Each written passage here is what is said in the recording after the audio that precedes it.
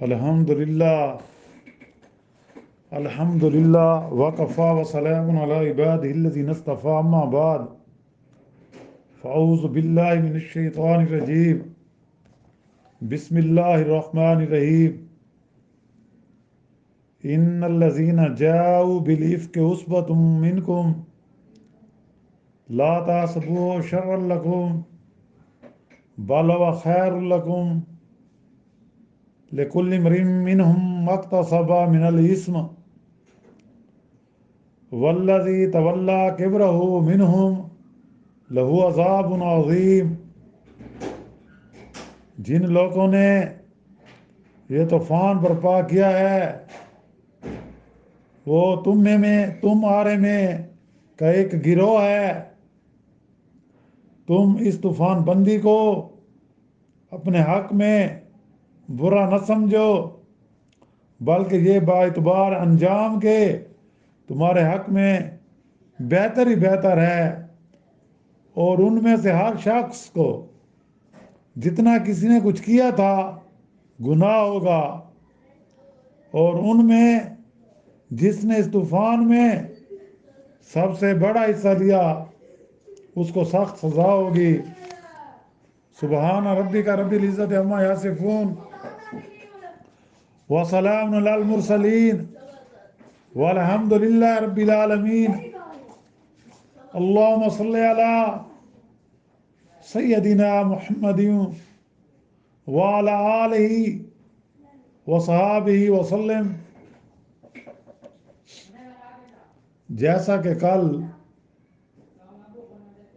اسی آیات کو تلاوت کیا گیا تھا اور اسی کا ترجمہ کیا گیا تھا، پارہ 18 سورۃ النور کی یہ 11ویں آیات جس سے دوسرا رکوع شروع ہو رہا ہے، اور یہ ذکر ہوا تھا کہ اب یہ 2 رکوع اس آیات سے جو شروع ہوں گے 2 رکوع تک اس میں ان کا جو شان نزول ہے وہ ام المومنین حضرت عائشہ رضی اللہ تعالیٰ عنہ کی عفت اور عصمت کی گواہی میں اللہ نے نازل کی، جب منافقین نے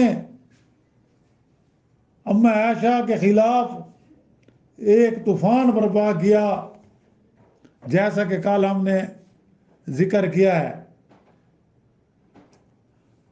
اب اس واقعے کی مزید تفصیلات جو ام عائشہ نے بیان کی ان کی زبانی اب آپ سن لیں۔ حضرت عائشہ رضی اللہ تعالیٰ عنہ فرماتی ہیں، جیسا کہ حدیث میں بھی روایات ہیں کہ اس سفر سے ہم مدینہ آئے اور مدینہ آتے ہی میں بیمار پڑ گئی، اور مہینہ بھر تک بیماری میں گھاری میں رہی، نہ میں نے کچھ سنا نہ کسی نے مجھ سے کچھ کہا۔ جو کچھ غلغپاڑا لوگوں میں ہو رہا تھا میں سے بالکل بے خبر تھی۔ البتہ میرے جی میں یہ خیال بسا اوقات گزرتا تھا کہ رسول اللہ صلی اللہ علیہ وسلم کے مہر محبت میں کمی کی کیا وجہ ہے، یعنی جو حضور اکرم صلی اللہ علیہ وسلم کا برتاؤ میرے ساتھ پہلے محبت جیسا تھا، پہلے جس محبت اور پیار سے مجھے ملتے تھے اب اس میں کمی میں محسوس کرتی ہوں۔ اور بیماری میں عام طور پر جو شفقت، جو محبت، جو پیار نبی کریم صلی اللہ علیہ وسلم کو میرے ساتھ ہوتا تھا، اس بیماری میں وہ بات میں نہ پاتی تھی، اس لیے مجھے رنج تو بہت تھا، مگر کوئی وجہ معلوم نہیں تھی کہ آخر کیا وجہ ہے کہ حضور اکرم صلی اللہ علیہ وسلم کی محبت میں یہ کمی کیوں آ گئی. حضرت صلی اللہ علیہ وسلم تشریف لاتے، سلام کرتے اور دریافت فرماتے کہ طبیعت کیسی ہے، اور کوئی بات نہ فرماتے. اس سے مجھے بڑا صدمہ ہوتا، مگر میں تو بہتان بازوں کی تہمت سے بالکل بے خبر تھی. مجھے تو یہ معلوم نہیں تھا کہ میرے خلاف مدینہ میں ایک بڑا بہتان تراشی کا شور اور غوغا ہے، اور اس وقت تک گھروں میں رفع حاجت کے کوئی انتظام نہ ہوتا تھا. عورتیں شہر سے باہر رفع حاجت کے لیے جاتی تھی، مرد بھی. اور عرب کی قدیم عادت کے مطابق ہم لوگ میدان میں، یعنی ایسی ایک خالی جگہ پر جاتے جہاں ہم رفع حاجت کرتے. عورتیں عموماً رات کو جایا کرتی تھی.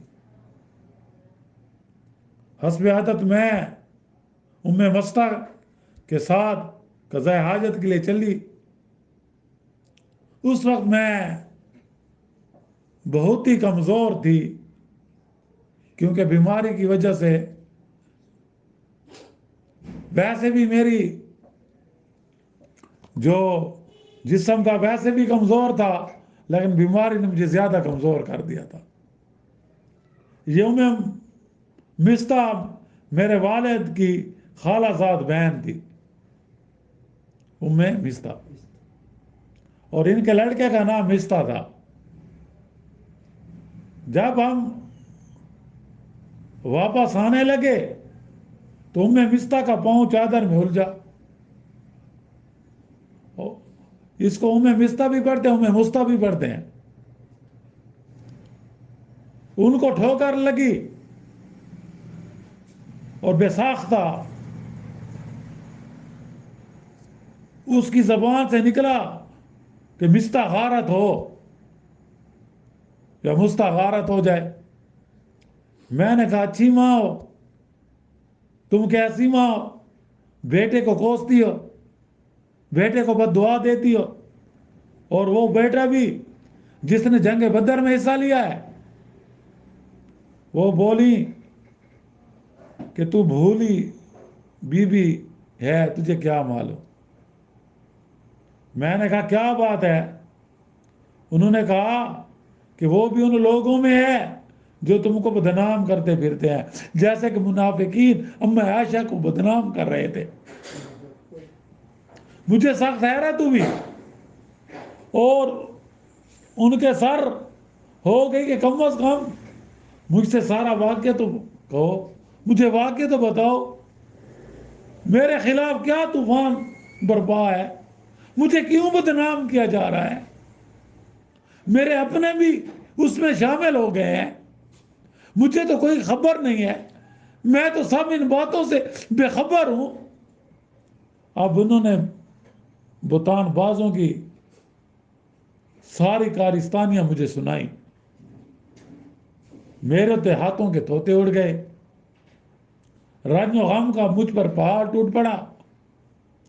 بیمار تو میں پہلے ہی تھی، تو اس خبر نے تو بالکل نڈال کر دیا. جوں تو کر کے گھر پہنچی.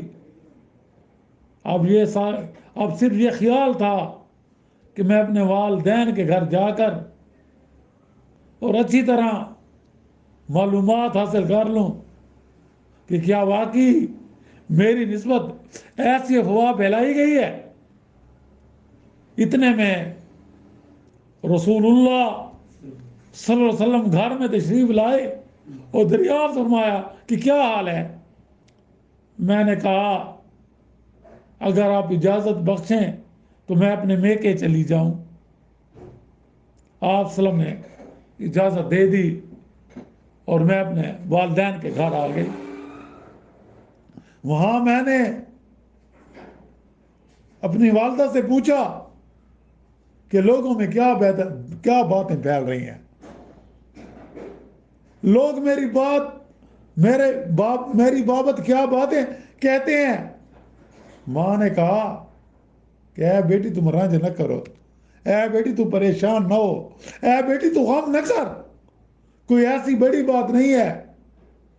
دنیا کا قاعدہ ہی یہ ہے کہ جو عورت خوبصورت ہو، جو عورت خوبصورت ہو، جس کو اپنا شوہر بہت پسند کرتا ہو، جو اپنے شوہر کے نزدیک بہت بلند مرتبے والی ہو، تو حسد کرنے والے اس کے ضرر کے درپے ہو جاتے ہیں۔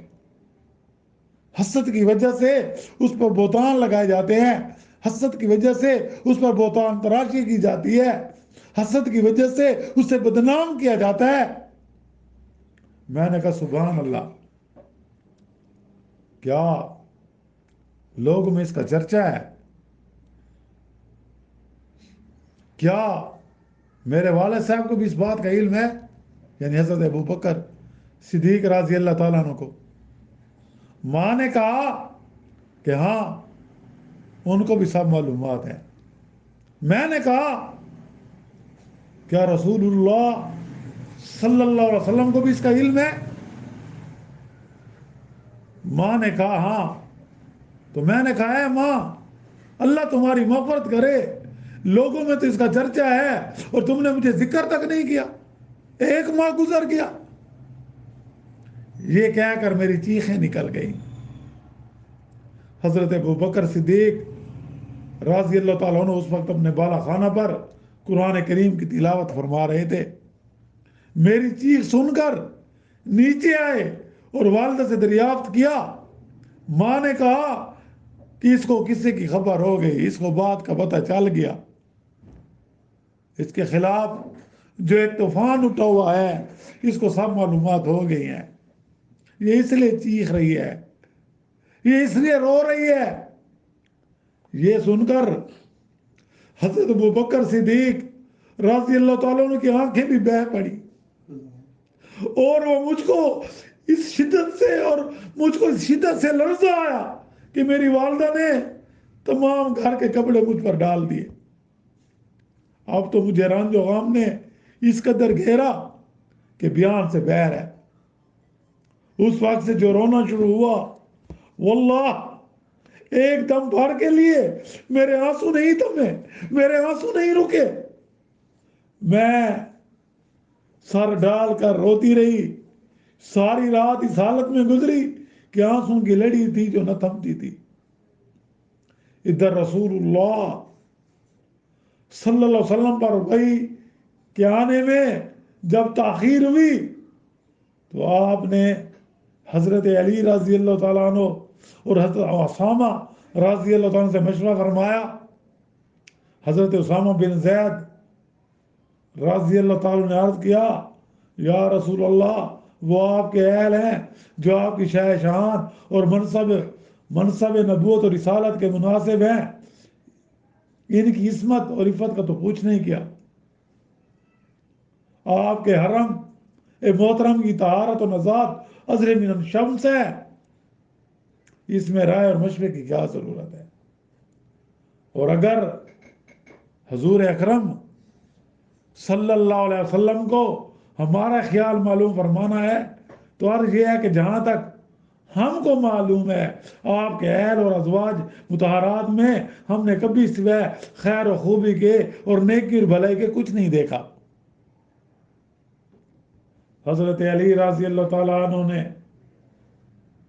رسول اللہ صلی اللہ علیہ وسلم کے رنج و غم اور حزن و ملال کے خیال سے یہ عرض کیا کہ یا رسول اللہ، اللہ نے آپ پر تنگی نہیں کی، عورتیں ان کے سوا بھی بہت ہیں،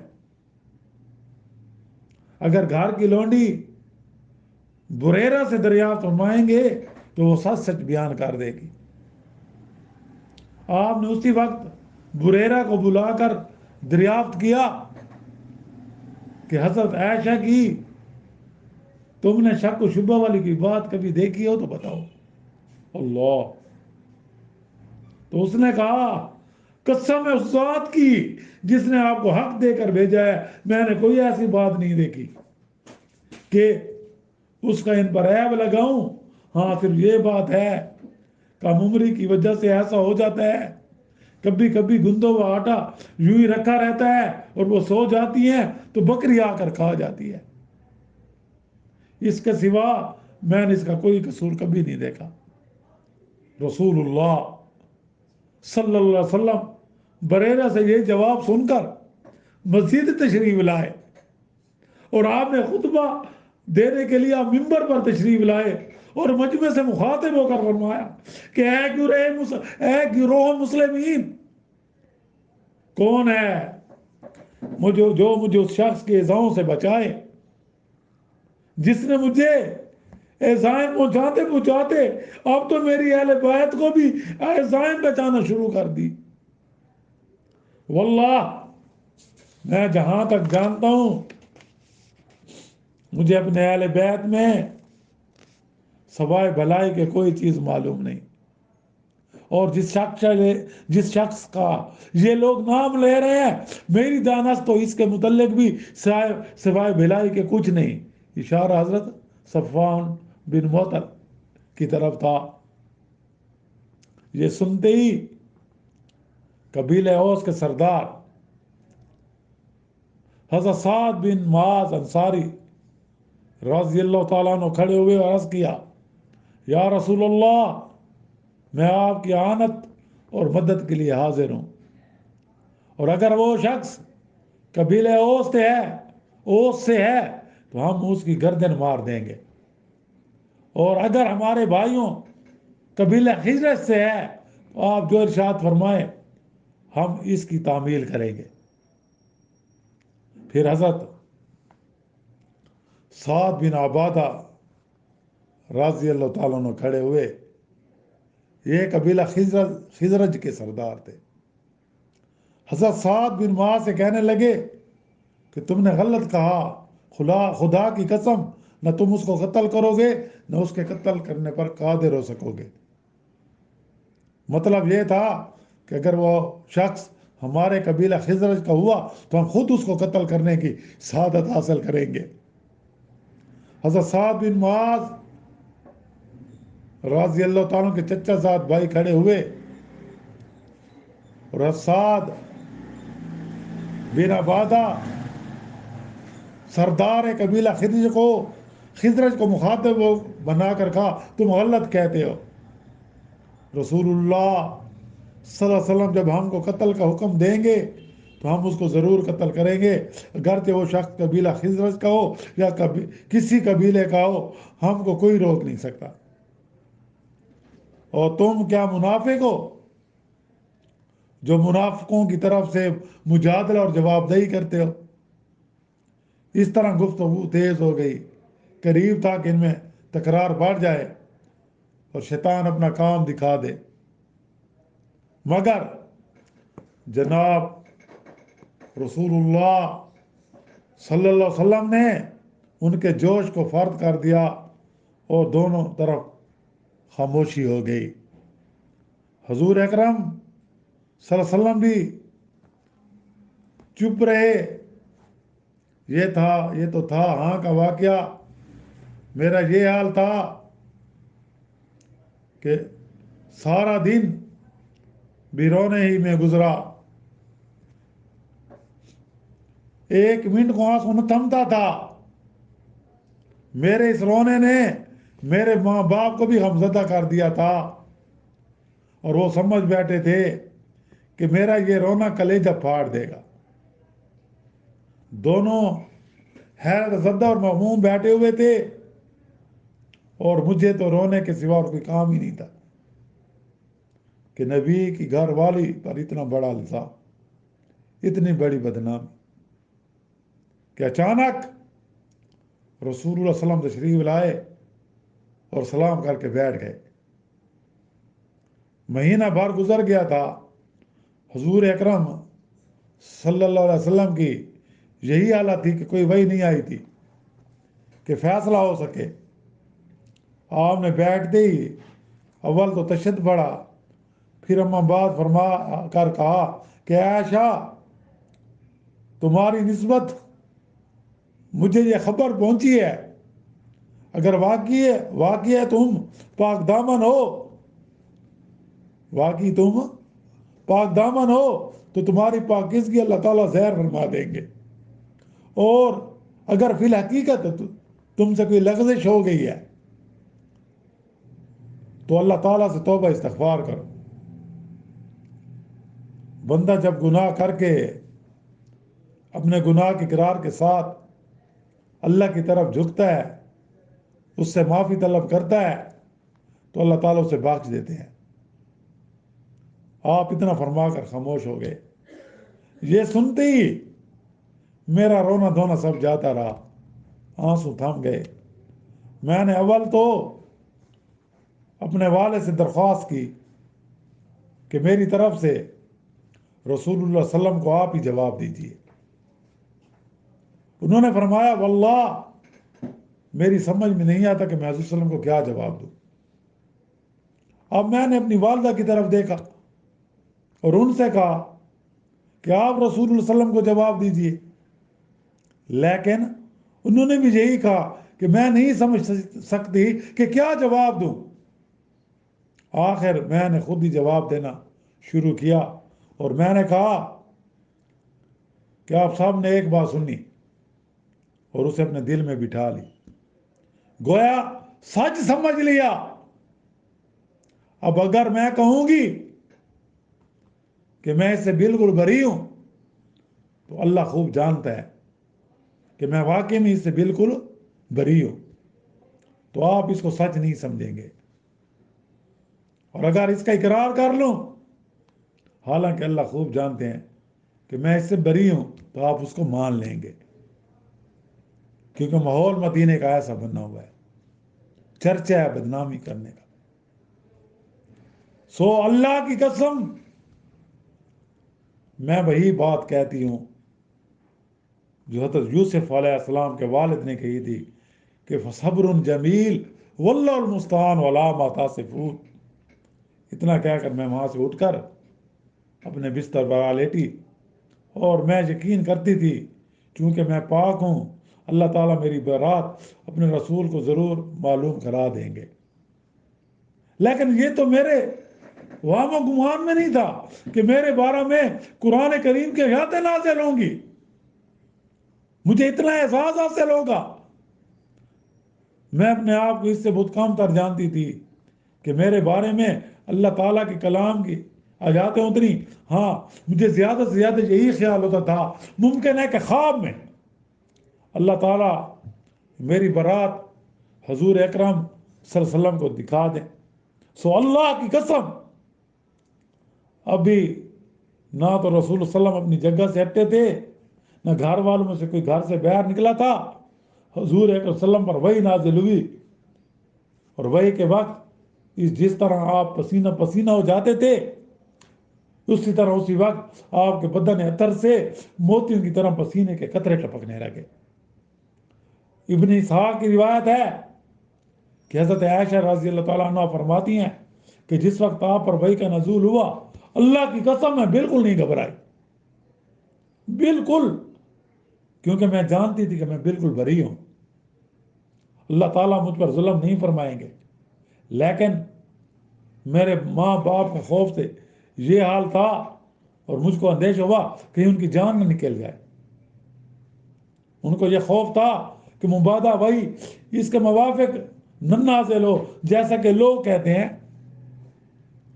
تو میرے والد حضرت ابوبکر کا یہ حال تھا کہ کبھی رسول اللہ صلی اللہ علیہ وسلم کی طرف دیکھتے، کبھی میری طرف، جب رسول اللہ صلی اللہ علیہ وسلم کی طرف نظر کرتے تو یہ اندیشہ ہوتا کہ نہ معلوم آسمان سے اللہ تعالیٰ کا کیا حکم نازل ہوتا ہے اور جو پھر قیامت تک ٹل نہیں سکے گا، اور جب میری طرف دیکھتے تو میرے سکون و اطمینان کو دیکھ کر گویا ان کو ایک امید ہو جاتی۔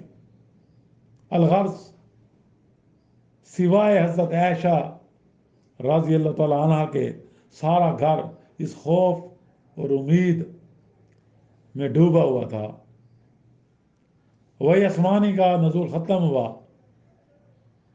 چہرہ انور 14ویں کی چاند کی طرح چمکنے لگا۔ جبی منور کے پسینے کو نبی کریم صلی اللہ علیہ وسلم پوچھتے ہوئے اور مسکراتے ہوئے حضرت عائشہ رضی اللہ تعالیٰ عنہ کی طرف متوجہ ہوئے، اور پہلا کلمہ جو زبان مبارک سے نکلا وہ یہ تھا، ابشری یا عائشہ فقد انزل اللہ براتک، اے عائشہ رضی اللہ تعالیٰ عنہ تم کو بشارت ہو، تحقیق اللہ تعالیٰ نے تمہاری برات نازل کر دی۔ اور اس کے بعد حضور صلی اللہ علیہ وسلم نے 10 آیاتیں سنائیں، ایک ہی نہیں، 2 ہی نہیں، 10 آیات مبارکہ۔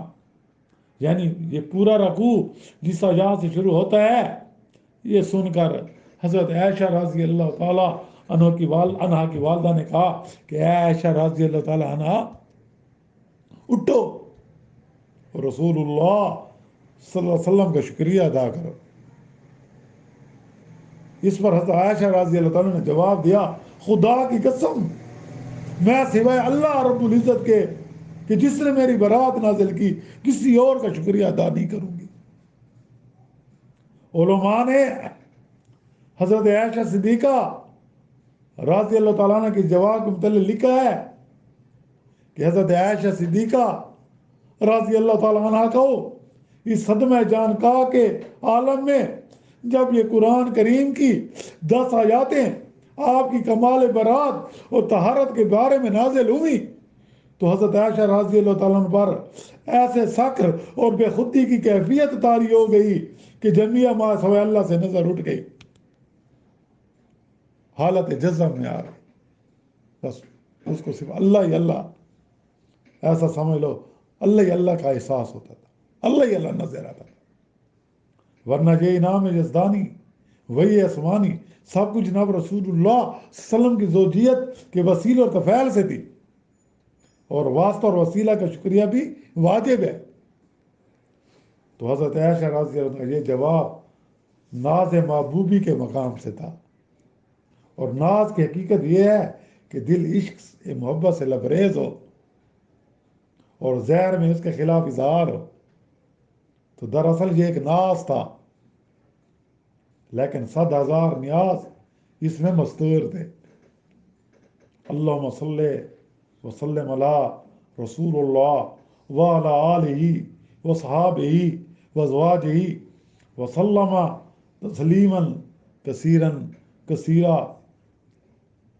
اب چونکہ یہ درس ہمارا جو ہے خلاف معمول طویل ہو گیا ہے، لہذا ہم اس کو یہیں ختم کرتے ہیں، اور اس آیات کی مزید تفسیر مزید تفسیر انشاءاللہ اگلے درس میں بیان ہوگی۔ یا اللہ سے دعا کیجئے کہ اللہ تعالیٰ ہم سے راضی ہو جائے، ہم سب کے صغیرہ کبیرہ گناہ معاف کر دے، اور ہمیں رسول اللہ صلی اللہ علیہ وسلم اور اہل بیت کی سچی محبت عطا فرمائے، اور ان کی محبت کے ساتھ ان کی اطاعت اور اتباع نصیب فرمائے، اور جب تک ہمیں زندہ رکھیں ہمیں نیک اعمال کرنے کی توفیق عطا فرمائے، اور ان نیک اعمال کو اپنی بارگاہ میں شرف قبولیت عطا فرمائے، اور ان نیک اعمال کا ثواب حضرت آدم علیہ السلام سے لے کر قیامت تک جتنے بھی مسلمان جن و انس ہوں، مرد عورتیں ہوں، سب کا عطا فرمائے۔ ربنا تقبل منا انک انت السمیع العلیم وتب علینا انک انت التواب الرحیم۔ صلی اللہ تعالیٰ علی خیر خلق محمد وآلہ وصحبہ اجمعین برحمتک یا